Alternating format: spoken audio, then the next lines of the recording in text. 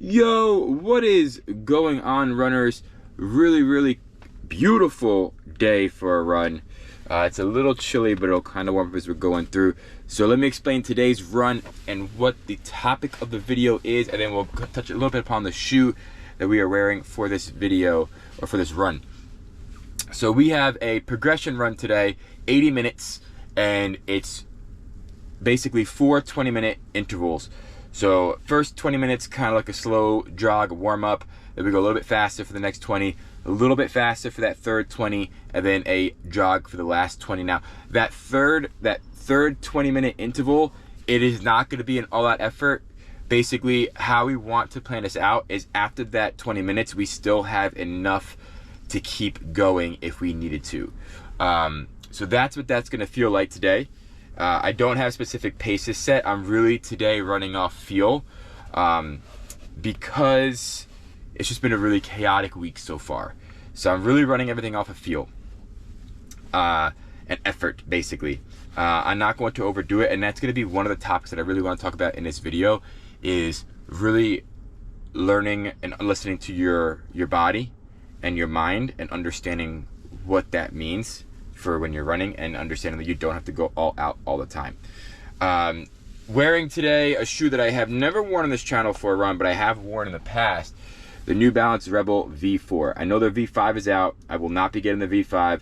As you guys know, I kind of found the shoe brands that I want to stick with, which are Topo, Ultra, Speedland, and Mount to Coast, until I find some other shoes that I really enjoy. I'm not gonna lie to you, I am and was not a huge fan of the Rebel. I do like the New Balance SE Trainer, was not a huge fan of the Rebel, and this is set in my shoe collection for a while, but I have so many shoes, so many running shoes, and I need to start using them. So as much as I do like that roomy toe box, and this is kind of a roomy toe box, it's a very wide platform, very stable platform. So as much as I like that in the other shoes, I do have to start wearing some shoes like this, so we could just kind of flush them out of the system. So we've seen this shoe a lot pop up just so we can get some miles in there. Like I said, I wasn't a huge fan of it, but it's just literally sitting in the shoe box on the top of the tower, and it's begging for some miles, so I'm gonna give it some miles. So yeah, so I want to talk about a topic today that took me a long time to learn, which is listening to your body, and touch upon some other key things with running. But I feel like once someone can master this skill of listening to the body, I feel like running has been just an enjoyable experience for me. So we're gonna see how today goes. I'm gonna do the progression, but I'm gonna do it my way. Like I said, running it off pace and effort and feel. This is because it's just been a little chaotic lately. So we're gonna get the run in, get the miles in. It's beautiful. Got a busy, jam-packed day afterwards. So let's stop procrastinating and hit the road. And we're doing this run on the road. Usually when I'm doing anything like progression-wise or speed-wise, I do some of it on the road, because the marathon that I'm training for is a road marathon. So I still need to get some practice out here on the road. Most of my running has switched to like park run, trails, things like that. But a run like this, I just need to knock it out on the road. Sometimes I just need to shut the brain off and just run.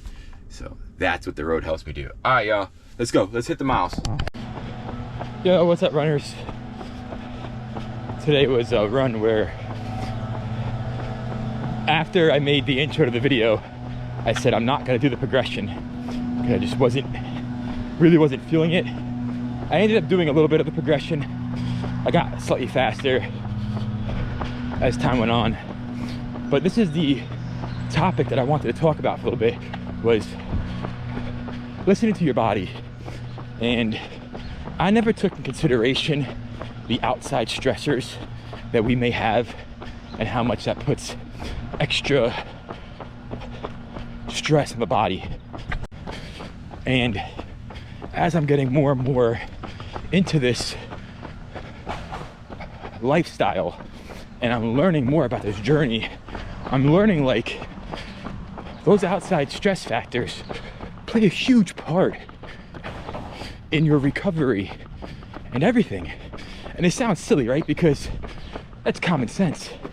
But for me, I said, well, I keep a lot of my stress at a minimum, but the week that I've been having has been kind of telling me otherwise. So that plays a huge factor in my feeling for each run in the morning. So yeah, which is why this morning I was not fully as motivated to do this progression run, but I did a slight progression run. Maybe it might have not been as intense as I would have liked it to be, or at the pace that I would have liked it to be, but because of all the stressors throughout this week, this is what my body could give. And I'm learning that is a powerful tool as an athlete, is to know what you can give and give what you can give, reserve what you have to reserve.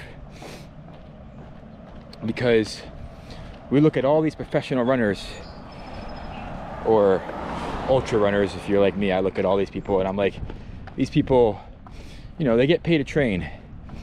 They have the proper nutrition formula. Everything is dialed in for the most part, specifically professional marathoners.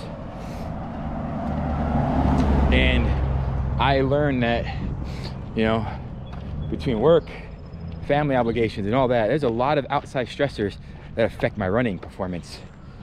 But what happened was, in the beginning, is I didn't take that into consideration. And the reason why I kept getting hurt and kept getting sick is because I was over training. And it's funny because I was thinking overtraining as, well, I'm not increasing the mileage, I'm not increasing the intensity, so what do you all mean by overtraining? And then it clicked to me, oh, it's not just overtraining in the actual training, it's just overtraining in general in life. So I remember that is, I was getting stressed out, not sleeping well, not recovering well. Next day going on a 10-mile run, I was just putting more wear and tear and more stress on the body. This is when everything started coming together, saying, well, I gotta make those easy days easy.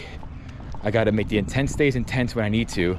But there has been some days where I woke up and it was supposed to be an intense speed workout, and I was like, no, it's not happening right now. So you gotta be able to pivot and deal with the ambiguity and switch things up, because stressing of the outside stress of your personal life stress and then stressing of the performance, it adds up, and that leads to overtraining. Yes, overtraining is also if you're running too much or you're working out too much, absolutely. But overtraining, I think, for me, what I think about that is, let's look at your full lifestyle and let's look at all those stresses, and now pile on top of that the stress of performing or running or bike riding or swimming or competing. Let's put that stress on top of all that, and that leads to overtraining. It leads to lack of sleep, it leads to bad nutrition choices. All that leads to overtraining. All this to say, the progression run I had set in my mind was a little, is it out of my reach on a normal, well-rested day? No. Was it out of my reach for a day like today? Absolutely. So dialing it back down, I took the workout off the Garmin and I said, I'm just gonna run off feel. So first 20 minutes was easy pace, picked it up the middle one, like the third 20 minute, and then the last 20 minute was 10, 40 minute per mile. And that's okay, that's perfect for right now. With that being said, obviously we are walking back to the car. We are done. Total of 8 miles. I think it was like 9:40 overall average pace. This is perfect. That's pretty much right on par where I am usually. So, but yeah, yo, that was the topic of the day. Something that has been in my head to talk about because I learned so much in the last few years of running about it, and wanted to shed a little bit of light on it, saying that you got to take into consideration your entire lifestyle, your work life, your family life, your social life, and your performance life. And trying to juggle all that sometimes can be hard. So it'd be a lot. So when you're out there and you're running or you're biking and you're realizing, hey, this one feels a little bit more harder than it usually does, or I can't push what I did the other day, understand that. Think about that week and the lifestyle that you had that week. And I'm pretty sure the answer lies in there. So listen to your body. Be happy what your body can do, because it does a lot and your mind does a lot. So this is something that has been a topic and took me a super long time to learn. And if I feel like if I would have learned it sooner, I would have avoided a lot of the overuse injuries that I had. So, you know, I still get the miles in, sure. I still get the time that I'm supposed to be on my feet. Yeah, absolutely. But it's my choice of the intensity that I want to do it in. Doesn't matter what the training says, it's my choice. So that's what I think about. As far as that, let's recap a little bit of the shoes, because I feel like I have this problem with a lot of shoes. I don't like them in the early stages, but as I start breaking in, they get to be a fun shoe. Now the New Balance Rebel V4, roomy toe box, accommodating to my foot. And I just had a really fun time in this shoe. Super soft, felt protected. I feel like I had to work a little bit at the faster paces, but had a lot of life in the shoe. So, all right, y'all. Till the next run, I gotta try to pick a new topic to talk about. I really want to talk a little bit more about my journey into trail running. So maybe that will be the next topic. All right, y'all. Till the next video. Peace.